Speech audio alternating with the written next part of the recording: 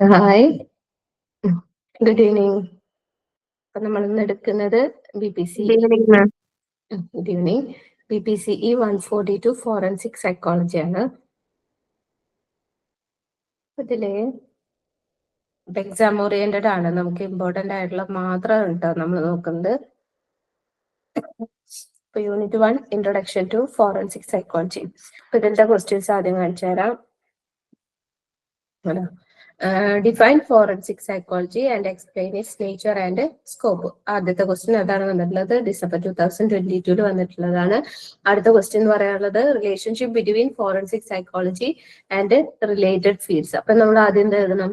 Forensic psychology അപ്പോഴും എന്തായാലും ഡെഫിനേഷനും 4-5 sentence വേറെ എക്സ്പ്ലെയിൻ ചെയ്ത് എഴുതണം. And explain the ethical issues in forensic psychology. അടുത്ത ക്വസ്റ്റ്യൻ അതാണ്, ethical issues in forensic psychology. അപ്പൊ അതൊരു ടോപ്പിക് പഠിക്കാനുണ്ട്. പിന്നെ അതുപോലെ തന്നെ forensic psychology and related field. And again ആ ക്വസ്റ്റ്യൻ തന്നെ വന്നു, nature and scope of forensic psychology, describe the functions of A forensic psychologist. പക്ഷെ അത് ഈ ചാപ്റ്ററിലല്ല, സെക്കൻഡ് ചാപ്റ്ററിലാണ്. 2 ചാപ്റ്ററിലും കൂടെ മിക്സ് ചെയ്തിട്ട് വന്നു. അപ്പൊ ഇവിടെ നോക്കാനുള്ളത് ഇമ്പോർട്ടന്റ് ആയിട്ട് നേച്ചർ ആൻഡ് സ്കോപ്പ് നോക്കാനുണ്ട്. പിന്നെ forensic psychology and related field. അപ്പൊ ഈ ഒരു forensic psychology and related field എന്നുള്ള ടോപ്പിക് വരുന്നത് ഈ നേച്ചർ ആൻഡ് സ്കോപ്പിന്റെ അണ്ടറിൽ തന്നെയാണ്. അപ്പൊ അതിന്റെ കൂട്ടത്തിൽ നമ്മൾ അത് പഠിക്കും. അതിൽ കൂടുതലായിട്ട് പഠിക്കാനുള്ളത് ethical issues in forensic psychology. അങ്ങനെ 3 ടോപ്പിക്കാണ് വളരെ വളരെ ഇമ്പോർട്ടന്റ് ആയിട്ടുള്ളത്. അപ്പൊ അത് വെച്ചിട്ട് നമുക്ക് നോക്കാം. അതിൽ ആദ്യത്തെ nature and scope of forensic psychology. എനിക്ക്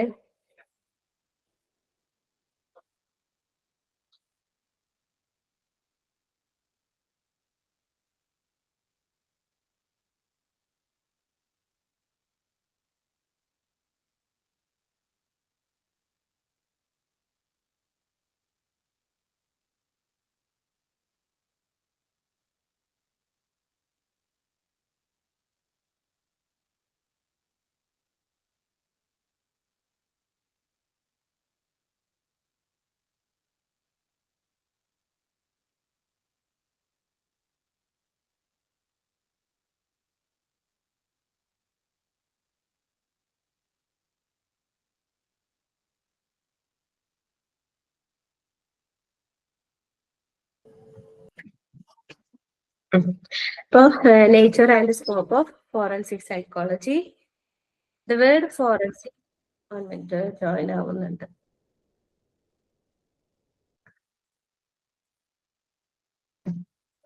The word forensic originated from a Latin word forensic, that meant of the forum. It mainly referred to as a place where disputes were resolved, something similar to the courts in the present day. അതായത് forensic എന്നുള്ള word വന്നിട്ടുള്ളത് ഫോറൻസിസ് എന്നുള്ളൊരു Latin വേർഡാണ്. അതായത് meaning എന്ന് പറയുന്നത് of the forum. അതായത് അത് മീനിങ് ശരിക്കും എന്താന്ന് വെച്ച് കഴിഞ്ഞാൽ a place where disputes were resolve, something similar to the courts in the present day. നമ്മളിപ്പോ ഈ കോർട്ട് എന്നൊക്കെ പറയില്ലേ, അതേപോലെ തന്നെ ഇങ്ങനെ കുറ്റകൃത്യങ്ങളൊക്കെ നടന്നിട്ടുണ്ടെങ്കിൽ അത് റിസോൾവ് ചെയ്യുന്ന ഒരു പ്ലേസ്, അതിനെയാണ് ഈ ഒരു ഫോറം അല്ലെങ്കിൽ ഫോറൻസിസ് എന്ന ലാറ്റിൻ വേർഡിൽ പറഞ്ഞിട്ടുള്ളത്. അപ്പൊ അതിൽ നിന്നാണ് ഈ ഒരു ഫോറൻസിക് എന്നുള്ള വേർഡ് വന്നിട്ടുള്ളത്. A simple way in which forensic psychology can be described is as application of principles of psychology to legal system. അപ്പൊ വളരെ സിമ്പിൾ ആയിട്ട് പറയുകയാണെന്നുണ്ടെങ്കിൽ ഫോറൻസിക് സൈക്കോളജി എന്ന് പറയുന്നത് എന്താണ്? Application of principles of psychology to legal system. സൈക്കോളജിയുടെ principles ഒരു legal സിസ്റ്റത്തിലോട്ട് അപ്ലൈ ചെയ്യുക, അതിനെയാണ് ശരിക്കും ഫോറൻസിക് സൈക്കോളജി എന്ന് പറയുന്നത്. Walker and Shapiro define forensic psychology as the study that involves integration of psychology and law. Walker and Shapiro പറഞ്ഞത് എങ്ങനെയാണ്? അതായത് ഫോറൻസിക് സൈക്കോളജി എന്ന് പറയുന്നത് study that involves integration of psychology and law. Psychology ലോയും കൂടെ integrate ചെയ്തിട്ടുള്ള ഒരു ഫീൽഡാണ് എന്ത്? Forensic psychology. രണ്ടും ഉണ്ട്. നമുക്ക് എന്ത് വേണം? സൈക്കോളജിയും വേണം പ്ലസ് നിയമങ്ങളും വേണം. രണ്ടും കൂടെ കമ്പൈൻ ചെയ്തിട്ടുള്ള ഒരു ഫീൽഡാണ് എന്ത്? ഫോറൻസിക് സൈക്കോളജി എന്ന് പറയുന്നത്. Thus that the two fields, that is psychology, which can be described as empirical and a systematic study of human behavior, is merged or integrated with the law, that can be described as the study of how individuals rule themselves in social setting. അതായത് ഈ രണ്ട് ഫീൽഡും integrate ചെയ്യുന്ന പറയുന്നത് എങ്ങനെയാണ്? Psychology empirical ആണ്, systematic study of human behaviour ആണ്. Is merged or integrated with the law. അത് ലോ ആയിട്ട് എങ്ങനെയാണ് ഇന്റഗ്രേറ്റ് ചെയ്തിരിക്കുന്നത്? That can be described as the study of how individuals rule themselves in social setting. ഒരു social സെറ്റിങ്ങിലോട്ട് പോയി കഴിഞ്ഞു കഴിഞ്ഞാൽ എങ്ങനെയാണ് ഇൻഡിവിജ്വൽസ് ഒക്കെ അതൊക്കെ റൂൾ ചെയ്യുന്നത്. ഈ ബിഹേവിയറിനെ നമ്മൾ എന്ത് ചെയ്യണം? റൂൾ ചെയ്യണം. അപ്പൊ അത് നമ്മുടെ വീട്ടിലത്തെ കാര്യങ്ങളല്ല പറയുന്നത്. ഒരു സോഷ്യൽ സെറ്റിങ്ങിലോട്ട് പോയി കഴിഞ്ഞു കഴിഞ്ഞാൽ എങ്ങനെയാണ് ഈ ബിഹേവിയർ ഒക്കെ റൂൾ ചെയ്യുന്നത്, അവിടെയാണ് നമ്മൾ ലോ ഇന്റഗ്രേറ്റ് ചെയ്യുന്നത്. അതാണ് രണ്ടും പറയുന്നുണ്ട്, സൈക്കോളജി പ്ലസ് ലോ. ഇതാണ് എന്ത്? നമ്മുടെ ഫോറൻസിക് സൈക്കോളജി. സിമ്പിൾ ആണ്, വളരെ സിമ്പിൾ ആയിട്ടുള്ളതാണ്, നമുക്ക് പഠിക്കാൻ നല്ല എളുപ്പമുള്ളതാണ്. ഓക്കെ ആണോ?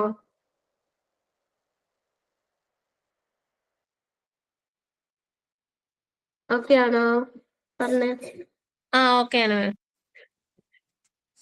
ഇനി forensic psychology is the intersection between psychology and the criminal justice system. ഒരു ഇന്റർസെക്ഷൻ ആണ്, രണ്ടും കൂടെ വേർതിരിക്കുകയാണ്. അതായത് psychology and criminal justice system രണ്ടും കൂടെ എന്ത് ചെയ്യാണ്? ഇന്റർസെക്ട് ചെയ്യുന്നതാണ് ഫോറൻസിക് സൈക്കോളജി എന്ന് പറയുന്നത്. It involves understanding criminal law in the relevant jurisdiction in order to be able to interact appropriately with judges, attorneys and legal professionals. അപ്പൊ എന്ത് ചെയ്യണം? ഇത് ഈ ഒരു ഫോറൻസിക് സൈക്കോളജി എന്ന് പറയുമ്പോൾ നമുക്ക് ക്രിമിനൽ ലോ മനസ്സിലാവണം. Understanding criminal law in the relevant jurisdiction in order to be able to interact. നമുക്ക് ഇവരായിട്ടൊക്കെ ഇന്ററാക്ട് ചെയ്യണ ജഡ്ജസ്, അറ്റോർണീസ്, ലീഗൽ പ്രൊഫഷണൽസ്, ഇവരായിട്ട് ഇന്ററാക്ട് ചെയ്യാനും പറ്റണം. അങ്ങനെയാണെങ്കിലേ നമുക്ക് എന്ത് ചെയ്യാനായിട്ട് പറ്റുള്ളൂ? ഈ ഫോറൻസിക് സൈക്കോളജി അവിടെ കൊണ്ടുപോയിട്ട് വർക്ക് ചെയ്യാനായിട്ട് പറ്റുള്ളൂ. ഇപ്പൊ ഈ അടുത്തിടെ ഒരു പദവി ആനന്ദ് ശ്രീബാലം, അതിലെ ആ ഒരു ക്യാരക്ടർ, അർജുൻ അശോകന്റെ ക്യാരക്ടർ എന്ന് പറയുന്നത് ഫോറൻസിക് സൈക്കോളജിസ്റ്റ് ആണ്. പടം കണ്ടിട്ടുണ്ടോ? കണ്ടിട്ടുണ്ട്. അല്ലെ? അത് ഫോറൻസിക് സൈക്കോളജിസ്റ്റ് ആണ്. ഒരു എന്തെങ്കിലും ഒരു കുറ്റകൃത്യം നടന്നു കഴിഞ്ഞു കഴിഞ്ഞാല് അവർക്ക് അവിടുത്തെ ഒരു സിറ്റുവേഷൻ മനസ്സിലാക്കാനായിട്ട് പറ്റും. പിന്നെ സാക്ഷികൾ ഉണ്ടെങ്കിൽ അവരെ കൂടുതൽ ഈ ഒരു കേസിലേക്ക് കൊണ്ടുവരാനായിട്ട് അവരെ ഹെൽപ്പ് ചെയ്യാനായിട്ട് പറ്റും. പിന്നെ സാധ്യതകൾ അവർക്ക് പറയാനായിട്ട് പറ്റും. ഒരു കുറ്റകൃത്യം നടത്തിയ ഒരു കുറ്റവാളി ഉണ്ടെങ്കിൽ ആളുടെ ബിഹേവിയർ എങ്ങനെയായിരിക്കും, നിയമങ്ങൾ അതിനോട് എങ്ങനെ ഇന്ററാക്ട് ചെയ്യുന്നുള്ള കാര്യങ്ങളൊക്കെ ഇവർക്ക് ഏകദേശം ഒരു ഐഡിയ ഉണ്ടായിരിക്കും. അത് സിനിമയിൽ ശരിക്കും അത് കാണുന്നുണ്ട്. അത് മാത്രം നോക്കിയാൽ മതി, നമുക്ക് ഈ ഒരു ഇതിൽ എക്സ്പ്ലെയിൻ ചെയ്ത് എഴുതാനായിട്ട് പറ്റും. An important aspect of forensic psychology is the ability to testify in court, reformulating psychological findings into the legal language of the courtroom, providing information to legal personnel in a way that can be understood. കണ്ടോ, ഇവിടെ എന്താണ് ചെയ്യുന്നത്? ഒരു important aspect എന്ന് പറയുന്നത് ability to testify in court. അത് കോർട്ടിൽ കൊണ്ടുപോയിട്ട് ടെസ്റ്റിഫൈ ചെയ്യാനുള്ള എബിലിറ്റി വേണം. ഇപ്പൊ നമ്മൾ വെറുതെ കാര്യങ്ങൾ പറയല്ല, അത് കോർട്ടിൽ അത് അവതരിപ്പിക്കാനായിട്ട് പറ്റണം. And reformulating psychological findings in to the legal language of the court room. അത് നമ്മൾ കണ്ടെത്തിയ കാര്യങ്ങൾ എന്ത് വേണം? കോർട്ട് റൂമിലെ ലീഗൽ ലാംഗ്വേജ് ആയിട്ട് മാറ്റണം. നിയമങ്ങളൊക്കെ ഉണ്ടെങ്കിൽ ആ നിയമങ്ങൾ വെച്ചിട്ട് എന്ത് ചെയ്യണം? ഇത് കൺവേർട്ട് ചെയ്യാനായിട്ട് പറ്റണം. And providing information to legal personnel in a way that can be understood. അവർക്ക് മനസ്സിലാകുന്ന രീതിയിൽ എന്ത് ചെയ്യണം? ഇൻഫർമേഷൻസ് പ്രൊവൈഡ് ചെയ്യാനും പറ്റണം. അതൊക്കെയാണ് ഫോറൻസിക് സൈക്കോളജിയുടെ ഇമ്പോർട്ടന്റ് ആസ്പെക്ട് എന്ന് പറയുന്നത്. Further, in order to be credible witness, the forensic psychologist must understand the philosophy, rules and standards of the judicial system. അതുകൂടാതെ എന്തൊക്കെ വേണം? ജുഡീഷ്യൽ സിസ്റ്റത്തിന്റെ റൂൾസും സ്റ്റാൻഡേർഡ്സും ഫിലോസഫിയും ഒക്കെ ഒരു ഫോറൻസിക് സൈക്കോളജിസ്റ്റ് മനസ്സിലാക്കിയിരിക്കണം. And forensic psychology knowledge is used in various forms, such as in treating mentally ill offenders, consulting with the attorneys, for example, on picking a jury, analyzing a criminal's mind and intent, and practicing within the civil arena. Forensic psychologistന്റെ knowledge ആണ് പറയുന്നത്. അതായത് പലതരത്തിൽ ഇവരുടെ knowledge നമുക്ക് use ചെയ്യാം. ഇൽ offenders, അസുഖങ്ങളുള്ള കുറ്റവാളികളെ മെന്റലി ട്രീറ്റ് ചെയ്യാനായിട്ട് പറ്റും. അറ്റോർണീസുമായിട്ട് കൺസൾട്ട് ചെയ്യാനായിട്ട് പറ്റും. For example on picking A jury. പിന്നെ അതുപോലെ തന്നെ analysing A criminals mind and intent. ഒരു ക്രിമിനൽ ഉണ്ടെങ്കിൽ ആളുടെ മൈൻഡ്, ആളുടെ ഉദ്ദേശം എന്താണ്, ആളുടെ മനസ്സിൽ എന്താണെന്നുള്ളതൊക്കെ അനലൈസ് ചെയ്യാനായിട്ട് പറ്റും.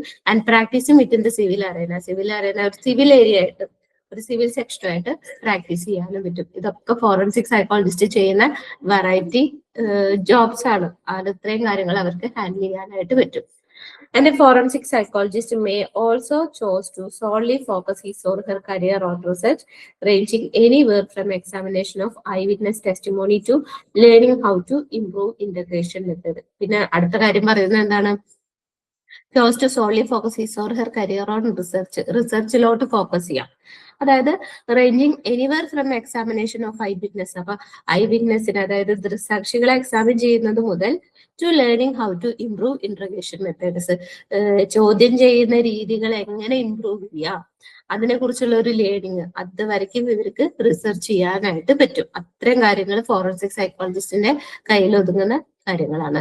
Another form of forensic psychology work is in public policy, where researchers can help in the design of correction facilities and prisons.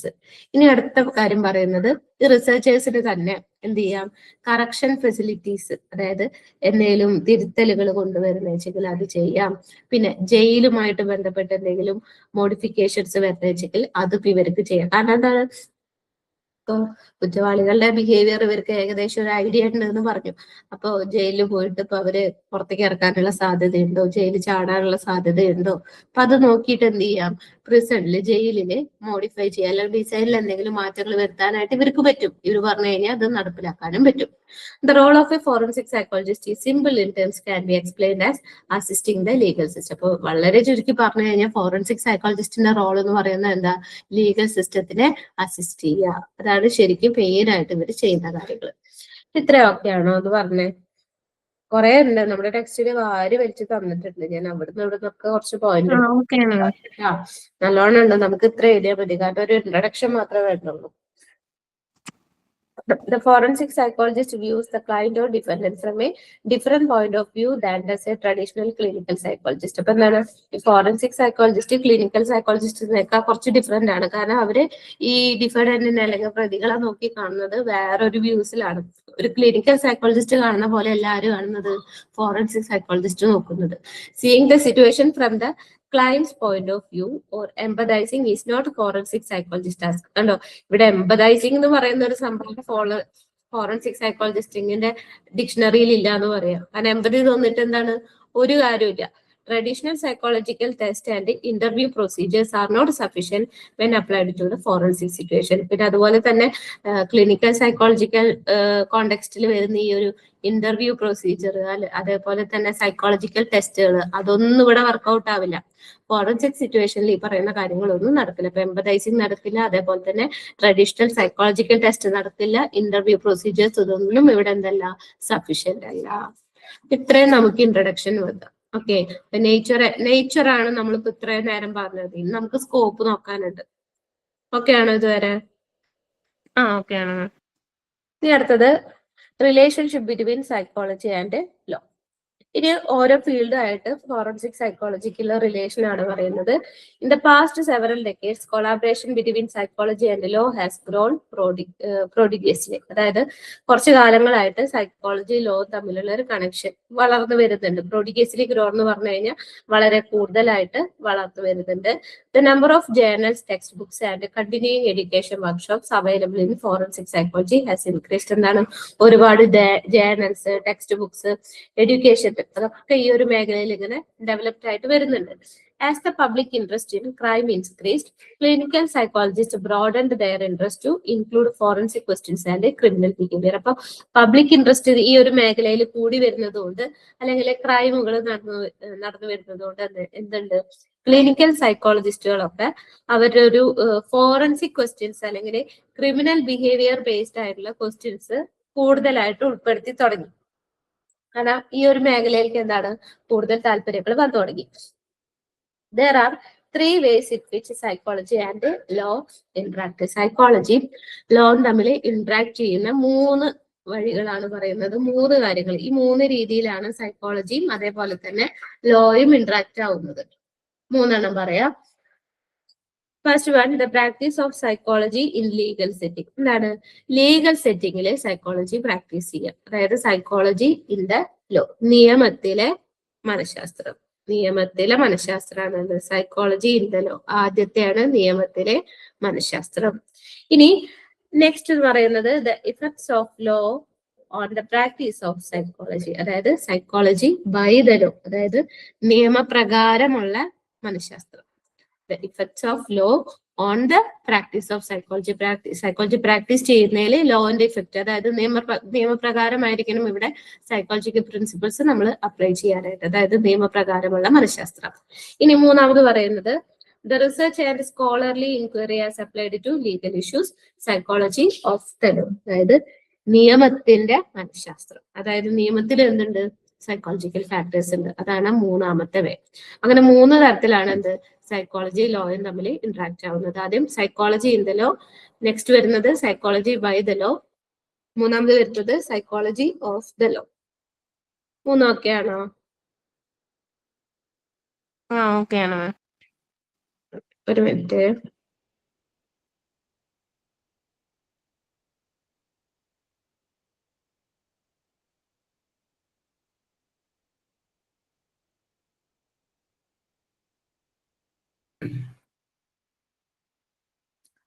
ഇനി അടുത്തത് forensic psychology and related fields. ഇതാണ് നമ്മുടെ ഒരു ഷോർട്ട് നോട്ട് വന്നിട്ടുള്ളത്. അപ്പൊ അങ്ങനെയാകുമ്പോൾ എന്ത് വേണം, ആദ്യം ഫോറൻസിക് സൈക്കോളജിനെ പറ്റി എഴുതിയിട്ട് വേണം പിന്നെ ഈ റിലേറ്റഡ് ഫീൽഡുകൾ എഴുതാനായിട്ട്. അപ്പൊ അതിൽ ആദ്യത്തെ forensic psychology and clinical psychology. Clinical psychology differs from forensic psychology in that the general purpose of clinical psychology is to diagnose and treat psychological dysfunction, whereas the purpose of forensic psychology is to provide the psychological assessment in legal situations. ഇവിടെ കണ്ടോ, clinical സൈക്കോളജിയും forensic psychology രണ്ടാണ്. കാരണം clinical psychology focus ചെയ്യുന്നത് എവിടെയാണ്, എന്തെങ്കിലും psychological disorders ഉണ്ടെങ്കിൽ അത് diagnose ചെയ്യുക, അതിന് കൃത്യമായിട്ടുള്ള ട്രീറ്റ്മെന്റ് കൊടുക്കുക, ഡിസ്ഫങ്ഷൻ ആണെങ്കിൽ അതിനെ ഫങ്ഷണൽ ആക്കി മാറ്റുക. എന്ന് വെച്ചാൽ ഫോറൻസിക് സൈക്കോളജി ഇതിന്റെ നേരെ ഓപ്പോസിറ്റ് ആണ്, is to provide the psychological assessment in legal situations. Legal സിറ്റുവേഷൻസിലാണ് എന്ത് ഈ സൈക്കോളജിക്കൽ അസസ്മെന്റ് ഒക്കെ നടത്തുന്നത്. ഇതാണ് മെയിൻ ആയിട്ടുള്ള ഡിഫറൻറ്റ് എന്ന് പറയുന്നത്. ഇനി a clinical psychologist is bound by a knot of confidentiality to the patients that he or she sees the motivated by a desire to help those patients find accurate diagnosis and appropriate treatment for any emotional or mental issue that is disrupting their lives. ഇനി clinical psychologist എന്താ ചെയ്യുന്നത്, പേഷ്യൻസിനോട് ഒരു confidentiality ഉണ്ടായിരിക്കും. കാരണം എന്താണ്, അവരെ help ചെയ്യാണ്, അതായത് ഡയഗ്നോസ് ചെയ്യാനായിട്ട് അവരെ ഹെൽപ്പ് ചെയ്യുന്നുണ്ട്, അതിന് കൃത്യമായിട്ടുള്ള ട്രീറ്റ്മെന്റ് കൊടുക്കാനൊക്കെ അവരെ ഹെൽപ്പ് ചെയ്യുന്നുണ്ട്. For any emotional or mental issues that is disrupting their lives, അവരെ ബാധിക്കുന്ന ഇമോഷണൽ അല്ലെങ്കിൽ മെന്റൽ ഇഷ്യൂസിനെ കൃത്യമായിട്ട് ഡയഗ്നോസ് ചെയ്യാനും ട്രീറ്റ്മെന്റ് കൊടുക്കാനൊക്കെ എന്ത് ചെയ്യുന്നുണ്ട്, ക്ലിനിക്കൽ സൈക്കോളജിസ്റ്റുകൾ ഹെൽപ്പ് ചെയ്യുന്നുണ്ട്. A forensic psychologist act in the capacity of an expert witness in psychological matters as they relate to criminal proceedings. ഇനി ഫോറൻസിക് സൈക്കോളജിസ്റ്റ് എങ്ങനെയാണ് വർക്ക് ചെയ്യുന്നത്, capacity of an expert witness ആണ്, ഭയങ്കര എക്സ്പേർട്ട് ആയിട്ടുള്ള ഒരു ദൃക്സാക്ഷിയെ പോലെയാണ് ഫോറൻസിക് സൈക്കോളജിസ്റ്റ് വർക്ക് ചെയ്യുന്നത്. In psychological matters as the relate to criminal proceedings, ഒരു ക്രിമിനൽ പ്രൊസീഡിങ്സുമായിട്ട് റിലേറ്റഡ് ആയിട്ടുള്ള സൈക്കോളജിക്കൽ മാറ്റേഴ്സിൽ ഇവർ എങ്ങനെയാണ് വർക്ക് ചെയ്യുന്നത്, എക്സ്പേർട്ട് ആയിട്ടുള്ള ഒരു വിറ്റ്നസ് പോലെയാണ് ഇവരൊക്കെ വർക്ക് ചെയ്യുന്നത്. Forensic psychology and clinical psychology both got their start in the same general time period. ഒരേ ഒരു കാര്യം മാത്രമേ ഒരുപോലെ പറയാനായിട്ടുള്ളൂ, അതായത് രണ്ടും സ്റ്റാർട്ട് ചെയ്തിട്ടുള്ളത് 1800s 1800കളിലാണ് രണ്ട് ഫീൽഡും സ്റ്റാർട്ട് ചെയ്തിട്ടുള്ളത്, ഫോറൻസിക് സൈക്കോളജി അതുപോലെ തന്നെ clinical psychology. The first true clinical psychologist was Lightner Witmer. ആദ്യത്തെ ക്ലിനിക്കൽ സൈക്കോളജിസ്റ്റ് എന്ന് പറയുന്നത് ലൈറ്റ്നർ വിറ്റ്മർ ആണ്. Who was a former student of William Wundt. William വൂണ്ടിന്റെ സ്റ്റുഡന്റ് ആണ് ആര്, ലൈറ്റ്നർ വിറ്റ്മർ. ലൈറ്റ്നർ വിറ്റ്മർ ആണ് ആദ്യത്തെ ട്രൂ ക്ലിനിക്കൽ സൈക്കോളജിസ്റ്റ് എന്ന് പറയുന്നത്. അതായത് വില്യം വൂണ്ട് എന്ന് പറയുന്നത് ഫാദർ ഓഫ് സൈക്കോളജി ആണ്, അദ്ദേഹത്തിന്റെ ഫോമർ സ്റ്റുഡന്റ് ആയിട്ടുള്ള ലൈറ്റ്നർ വിറ്റ്മർ. The first known use of the forensic psychology came when Albert von Schrenck-Notzing testified at a murder trial on the negative impact of publicity on the memories of the witness accounts. ഇനി ഫസ്റ്റത്തെ forensic psychologist എന്ന് പറയുന്നത് അല്ലെങ്കിൽ ഈ ഒരു forensic സൈക്കോളജിയുടെ aspect കൊണ്ടുവന്നത് Albert von Schrenck Notzing ആണ്. ആൽബർട്ട് വോൺ ഷ്രെങ്ക് നോട്ട്സിംഗ് അദ്ദേഹം പറഞ്ഞത് എന്താന്ന് വെച്ച് കഴിഞ്ഞാൽ, ഒരു മർഡർ ട്രയലിനെ പറ്റിയിട്ട് ഒരു കാര്യം പറയട്ടായി. അതായത് ഈ പബ്ലിസിറ്റി വരുമ്പോ വിറ്റ്നസിന്റെ അക്കൗണ്ട്സില് പബ്ലിസിറ്റി വരുമ്പോ, അതായത് ഇപ്പൊ ഒരു കുറ്റകൃത്യം നടന്നത് ഇപ്പൊ പേപ്പറിലൊക്കെ വരിക എന്ന് വിചാരിക്കാം. അപ്പൊ അതില് വേറെ രീതിയിലായിരിക്കും എഴുതി വെച്ചിട്ടുണ്ടായിരിക്കാം. അപ്പൊ അത്തരം ന്യൂസുകളൊക്കെ കേൾക്കുന്ന ടൈമില് ഈ ശരിക്കുള്ള ദൃക്സാക്ഷിക്ക് എന്താവും, ഈ ആള് ഓൾറെഡി കണ്ട കാര്യങ്ങൾ അല്ലെങ്കിൽ നേരിട്ട് കണ്ട കാര്യങ്ങളിൽ തെറ്റിദ്ധാരണകൾ വരും. ആള് കണ്ട കാര്യങ്ങൾ ന്യൂസ് വായിക്കുന്ന ടൈമിൽ അതിന് വേറെ രീതിയിൽ എഴുതിയിട്ടുണ്ടെങ്കിൽ എന്തായിരിക്കും, അതില് മിസ്ഇന്റർപ്രിട്ടേഷൻ വരും. അതാണ് ആൾ എന്ന് പറഞ്ഞ കാര്യം. അപ്പോഴാണ് ഈ ഒരു ഫോറൻസിക് സൈക്കോളജി എന്ന് പറയുന്ന ഒരു ഫീൽഡ് ശരിക്കും അവിടെ വന്നത്. He or she was the first to suggest in court that too much press surrounding an event could lead to a retroactive memory falsification. കണ്ടോ, അങ്ങനെ ഒരു ന്യൂസ് അല്ലെങ്കിൽ പബ്ലിസിറ്റിയിൽ അങ്ങനെ വരുന്ന കാര്യങ്ങൾ ഇയാള് ഈ ഒരു വിറ്റ്നസ് കേൾക്കാനോ അല്ലെങ്കിൽ കാണാനോ ഇടയായിട്ടുണ്ടെങ്കിൽ റിട്രോ ആക്റ്റീവ് മെമ്മറി ഫോൾസിഫിക്കേഷൻ നടക്കും. അതായത് എന്താണോ ശരിക്കും കണ്ടത് അത് മറന്നുപോകും. വായിക്കുമ്പോൾ ഞാൻ കണ്ടത് അങ്ങനെയാണോ അല്ലെങ്കിൽ ഇങ്ങനെയാണോ എന്നുള്ള തെറ്റിദ്ധാരണ വരും. Essentially, his view was that a witness would have a hard time distinguishing what they actually seen from what had been reported in the press. കണ്ടോ, അപ്പൊ അവര് തമ്മിൽ വ്യത്യാസം വരികയാണ്. പ്രസ്സിൽ റിപ്പോർട്ട് ചെയ്തത് എന്താണ്, ശരിക്കും കണ്ടത് എന്താണ് എന്ന് ഡിസ്റ്റിങ്വിഷ് ചെയ്യാനായിട്ട് പറ്റില്ല. ഭയങ്കര ബുദ്ധിമുട്ടായിട്ട് വരും. അങ്ങനെ ഒരു കോൺസെപ്റ്റ് പറഞ്ഞപ്പോഴാണ് എന്ത് ശരിക്കും ഈ ഒരു ഫോറൻസിക് സൈക്കോളജി എന്ന് പറയുന്ന ഒരു സംഭവം സ്റ്റാർട്ട് ചെയ്തത്. ഇത്ര ഓക്കെ ആണോ? അപ്പൊ നമ്മൾ ഫോറൻസിക് സൈക്കോളജി ക്ലിനിക്കൽ സൈക്കോളജി ആയിട്ടുള്ള റിലേഷൻ ആണ് കേട്ടോ ഇത്ര നേരം പറഞ്ഞത്. അതായത് എൻറ്റയർലി ഡിഫറെന്റ് ആണ്. ശരിക്കും ആ ഒരു സ്റ്റാർട്ട് ചെയ്ത ടൈം മാത്രമാണ് നമുക്ക് സെയിം ആണെന്ന് പറയാനായിട്ടുള്ളൂ. ബാക്കിയൊക്കെ എന്താണ്, എൻറ്റയർലി ഡിഫറെന്റ് ആണ്. ആദ്യം ക്ലിനിക്കൽ സൈക്കോളജിസ്റ്റ് ആയിട്ടുള്ള ആളെ പറഞ്ഞു, പിന്നെ അതിന് ശേഷം ഈ ഒരു ഫോറൻസിക് സൈക്കോളജി എന്ന് പറയുന്ന ഒരു സംഭവം കൊണ്ടുവന്നത് ആരാണ്? ആൽബർട്ട് വോൺ ഷ്രൈൻഡോർസിംഗ് ആണ്. ഓക്കെ ആണോ? ഇനി അടുത്തത് forensic psychology and cognitive psychology. Cognitive psychology is a discipline within a psychology that investigates the internal mental process of thoughts such as visual processing, memory, thinking, learning and feeling, problem solving and language. നമുക്കറിയാം cognitive psychology എന്ന് പറയുന്നത് എന്താ, ഇതൊക്കെ നോക്കുന്നതാണ് അല്ലെ. Visual processing, memory, thinking, learning, feeling, problem solving and language. Forensic psychology is tied closest to the cognitive perspective. Forensic psychology cognitive perspective രണ്ടും കൂടെ വല്ലാതെ അങ്ങോട്ട് ടൈഡ് ആണ്. കാരണം എന്താണ്, ഈ ഫോറൻസിക് സൈക്കോളജിസ്റ്റിന്റെ മണ്ട വർക്ക് ചെയ്യണമെന്ന് വെച്ചെങ്കിൽ അവിടെ എന്ത് വേണം, കോഗ്നേറ്റീവ് പ്രോസസ്സുകൾ നടക്കണം അല്ലെ. ബുദ്ധിപരമായിട്ടുള്ള കാര്യങ്ങളാണ് ഇവിടെ വിളിച്ചു പറയുന്നതൊക്കെ. അപ്പൊ അതിനു വേണ്ടി എന്താണ്, നമ്മുടെ കോഗ്നേറ്റീവ് പ്രോസസ്സുകൾ അവിടെ വർക്ക് ചെയ്യുന്നുണ്ട്. അപ്പൊ അതുകൊണ്ട് തന്നെ tied closest to the cognitive perspective. The cognitive perspective was developed by George Miller, Jerome Bruner and Ulrich Neisser throughout the 1990s. ഈ ഒരു കോഗ്നിറ്റീവ് പെർസ്പെക്റ്റീവ് ഡെവലപ്പ് ചെയ്തത് ആരൊക്കെയാണ്? George Miller, Jerome Bruner and Ulric Neisser. അതായത് 1990s ഇവർ develop ചെയ്യുന്നത്. Forensic psychologists not only offer their expert opinion at trials, but can also be found helping a witness identifying a murderer in a line of suspect. അപ്പൊ എന്താണ്, forensic psychologist opinions വിളിച്ചു പറയാൻ മാത്രമല്ല ചെയ്യുന്നത്, ഒരു court റൂമില് ആളുടെ അഭിപ്രായങ്ങൾ വിളിച്ചു പറയാൻ മാത്രമല്ല ചെയ്യുന്നത്, but can also be found helping A witness identifying A murder in A line of suspect. എന്ത് ചെയ്യുന്നുണ്ട്, വിറ്റ്നസിനെ ഹെൽപ്പ് ചെയ്യുന്നുണ്ട്. മർഡർ ആരാണോ എന്ന് ഐഡന്റിഫൈ ചെയ്യാനായിട്ട് വിറ്റ്നസിനെ ഹെൽപ്പ് ചെയ്യുകയും ചെയ്യും. They sometime hypnotise individuals to help them remember things or interview potential. എന്ത് ചെയ്യുന്നുണ്ട്, ചില സമയത്ത് ഹിപ്നോട്ടൈസ് ചെയ്യുകയും ചെയ്യാം. കാരണം അവരുടെ ഉള്ളിൽ കിടക്കുന്ന കാര്യങ്ങൾ പുറത്തേക്ക് കൊണ്ടുവരാൻ അല്ലെങ്കിൽ എന്തെങ്കിലും ഓർത്തെടുക്കാനൊക്കെ ആയിട്ട് അവരെന്ത് ചെയ്യാനുണ്ട്, ഹിപ്നോട്ടൈസ് ചെയ്യുന്നുണ്ട്.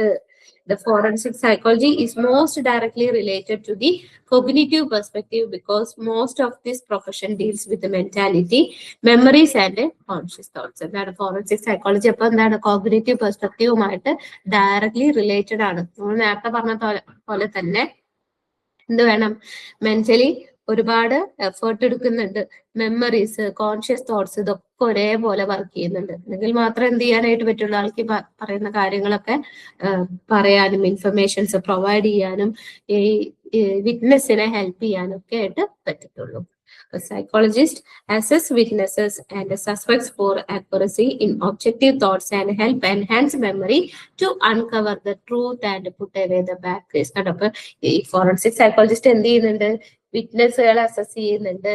And suspect for accuracy in objective thoughts, objective ആയിട്ടുള്ള തോട്ട്സിന്റെ ആക്യുറസിയിൽ സസ്പെക്ട് ചെയ്യുന്നുണ്ട്.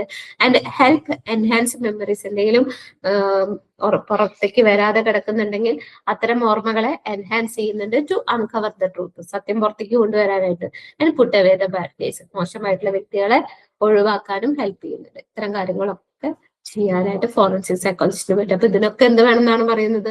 നമ്മുടെ കോഗ്നിറ്റീവ് പ്രോസസ്സുകൾ നല്ലോണം വർക്ക് ചെയ്യണം, അല്ലെങ്കിൽ മാത്രമേ നമുക്ക് ഇതൊക്കെ ചെയ്യാനായിട്ട് പറ്റുള്ളൂ. അപ്പൊ അതുകൊണ്ട് തന്നെ ഫോറൻസിക് സൈക്കോളജിയും കോഗ്നിറ്റീവ് സൈക്കോളജിയും തമ്മിൽ എന്താണ് ഹൈ കോറിലേഷൻ ഉണ്ട്.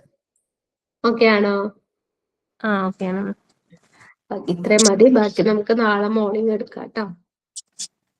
Okay ma'am. ഓക്കെ, നാളെ മോർണിംഗ് എടുക്കാം. പിന്നെ വൈകിട്ട് സെക്കൻഡ് ചാപ്റ്റർ കൂടെ എടുക്കാം. ഡെയിലി ഓരോ ചാപ്റ്റർ വെച്ചിട്ട് തീർക്കാം. ഓക്കെ, അപ്പൊ thank you. Thank you ma'am.